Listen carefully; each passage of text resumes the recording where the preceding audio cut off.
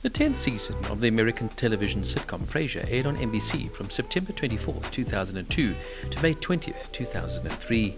The opening title card was changed to metallic silver. The main cast reprised their roles, including Kelsey Grammer, Jane Leaves, David Hyde Pierce, Perry Glippen and John Mahoney. There was also special appearances by Bob Hoskins as Coach Fuller, Elvis Costello as Ben, and Dr. Phil McGraw as himself, as well as Alex Bornstein as Evelyn, Zoe Deschanel as Jen, Roz's kissing cousin, as well as special guest appearances by Bebe Neuwirth reprising her role as Lilith, Harriet Sansom Harris as Bebe Glazier, Dean Kane as Rick, Jeanne Triplehorn as Chelsea, Alan Cumming as Amaret, John Hanna as Avery McManus, and David Ogden Steers as Leland Barton. Millicent Martin also continued in her role as Gertrude Moon, Daphne's mother. And also, Felicity Huffman now was introduced, playing the character of Julia Wilcox. The main storyline through the season is that now Daphne and Niles, of course, have got married. Also, Niles is diagnosed with a serious heart condition that requires surgery.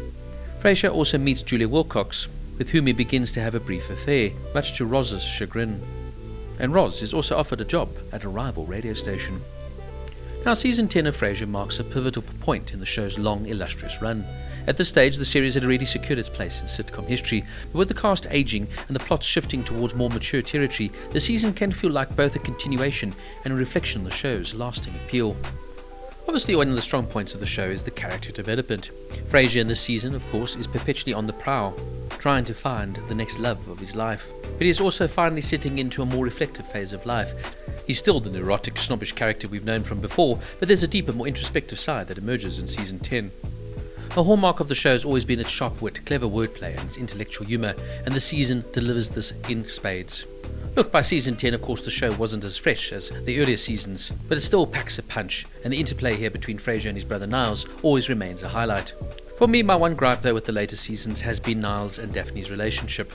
The two, of course, now marry in this season, and the tension between them in the early seasons has mostly dissipated, leaving room for them to explore the challenges of being married, and their relationship has shifted into a more mature and domestic stage. For me, though, some of the character arcs and plot lines felt a bit repetitive in this season. Also, there was a real absence of major changes. The show by this point was comfortable in its own skin, and so there wasn't really any shocking plot twists or radical changes in the characters' lives. Also, the radio show setting, once the foundation of much of the comedy, seems less central in this season.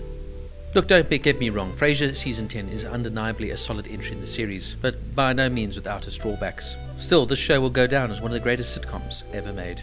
Frasier Season 10 gets an 8.5 out of 10.